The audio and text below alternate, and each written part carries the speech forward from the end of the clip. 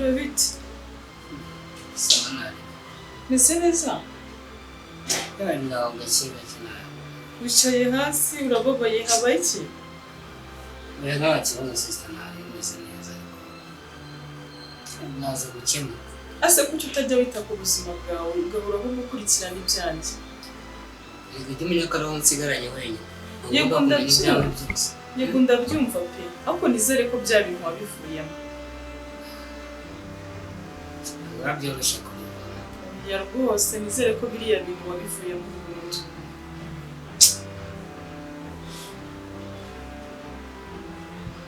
Niko ibintu kugerageza tukareba ibyago.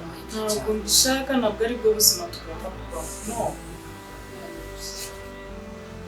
Aho sugiye ko munambaye. Hari umuntu nanigiye kureba hano gato. Haguruka aho ngaho.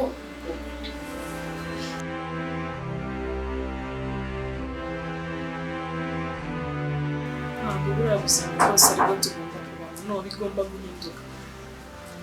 Fabien ite? Boss agiye kuza, boss ari hano agiye kwinjira araje. Agiye kuza boss yaje. Agiye gukora iki hano?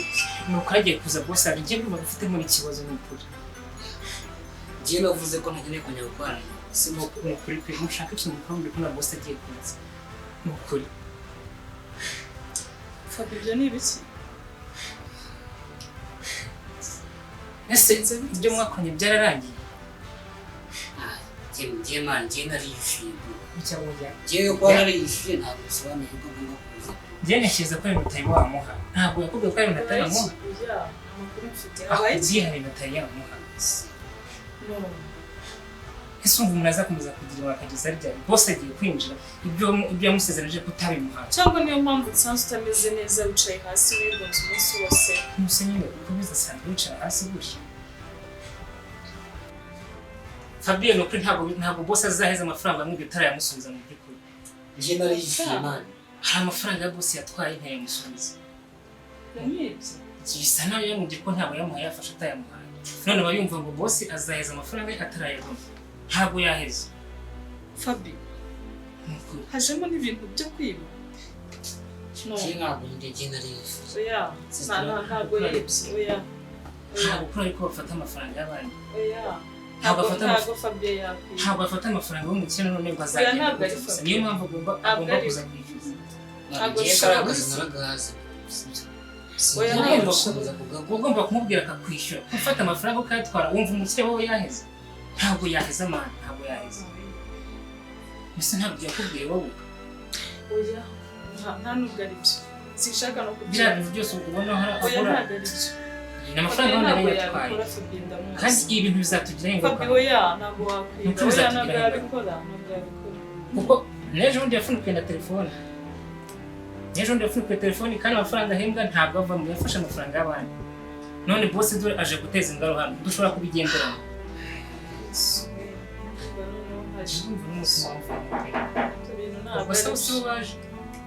Hano, mashya. Bagomba kuza hano. Oya.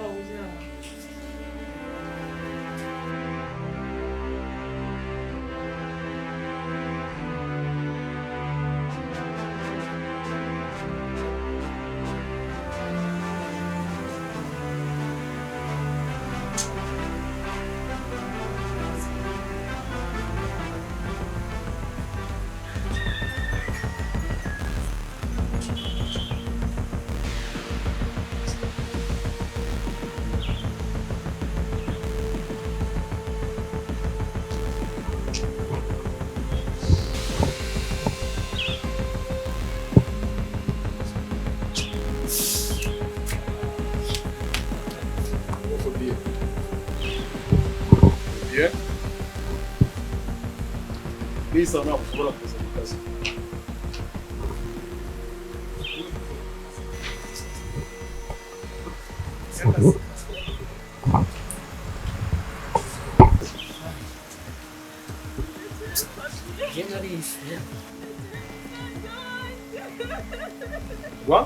wariyishyura gute se umupagasi ashobora kwiyishyura ni ukubera iki?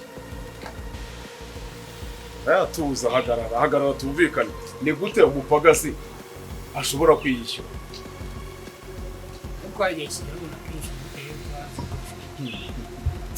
njye nagufashije nk'umuvandimwe ngufasha nk'umuntu wakoraga neza mu kazi ntabwo nigeze nkubwira ngo uziyishyure ikindi kintu kiriho ugomba kumenya neza urahitamo ibintu bibiri niba utampaye amafaranga ugaruke mu kazi ibyo si bihagije nari yishyuye Fabien nakose mwaretse papa mwaretse Mundekere Fabien mundekere musaza wanjye nta kintu yabagizeho niyo yaba ari n'amafaranga twayabishyura ntabwo mufite kunyukira musaza wanjye nari nsigaranye mundekere musaza wanjye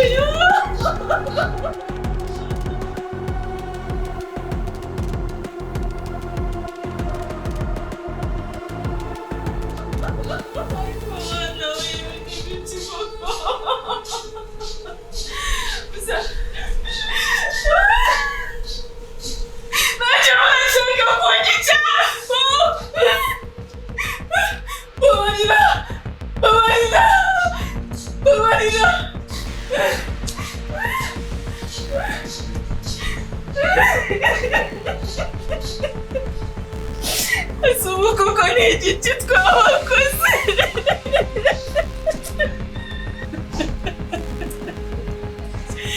umuturage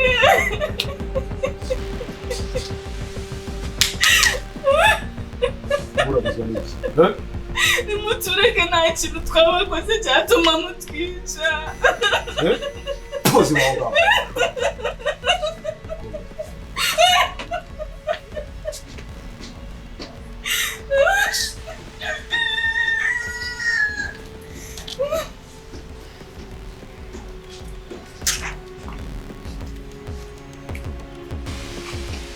Fabien muha amasaha 28 n'ubu utarishyura amafaranga yanjye sister urasanga ari umurambo uri kunyumva neza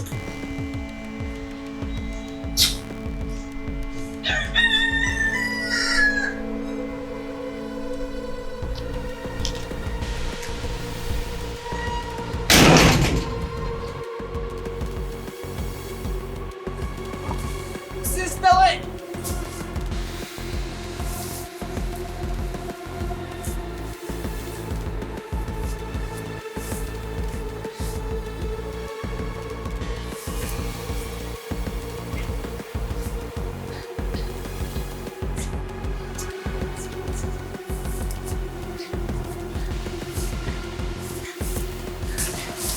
sister wacu arahari uramutwara umenya cyarimo